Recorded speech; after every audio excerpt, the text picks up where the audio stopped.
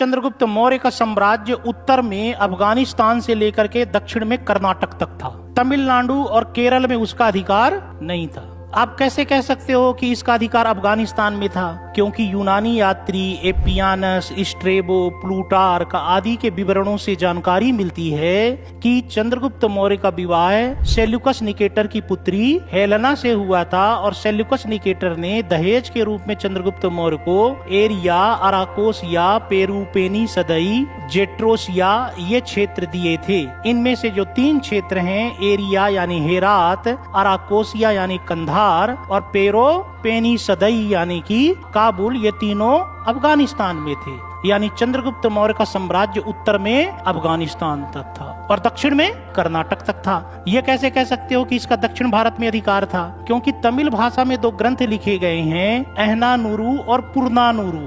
अहनानुरु नामक ग्रंथ का संकलन किया है रुद्र शर्मन मामूलनार ने और पुरनानुरु नामक तमिल ग्रंथ का संकलन किया है कपिलार ने।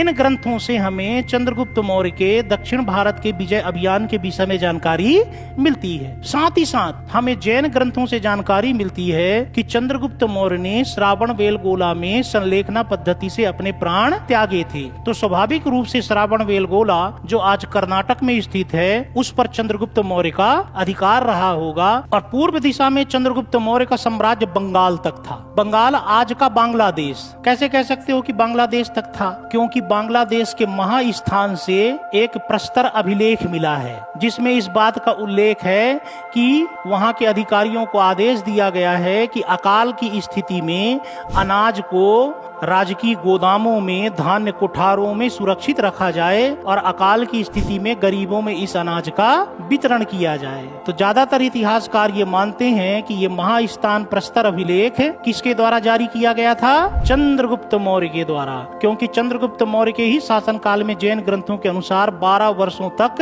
अकाल पड़ा था। पश्चिम दिशा में चंद्रगुप्त मौर्य का साम्राज्य गुजरात तक था, जिसकी पुष्टि होती है रुद्रदामन के जूनागढ़ अभिलेख से। रुद्रदामन के जूनागढ़ अभिलेख में यह लिखा है कि चंद्रगुप्त मौर्य के शासनकाल में जूनागढ़ का राज्यपाल पुष्यगुप्त वैश्य था, जिसने चंद्रगुप्त मौर्य के आदेश से यहाँ सुदर्शन झील का निर्माण करवाया था। तो चंद्रगुप्त मौर्य सुदर्शन झील का निर्माण दूसरे के राज्य में क्यों करवाएगा? उसने अपने ही राज्य में करवाया होगा। इससे ऐसा स्पष्ट हो जाता है कि चंद्रगुप्त मौर्य का साम्राज्य पश्चिम दिशा में गुजरात तक था। तो चंद्रगुप्त मौर्य ने भारत में पहली बार अखिल भारतीय साम्राज्य की स्थापना की थी। यही कारण है कि इतिहासकारों ने चंद्रगुप्त मौर्य को भारत का प्रथम सम्राट कहा है।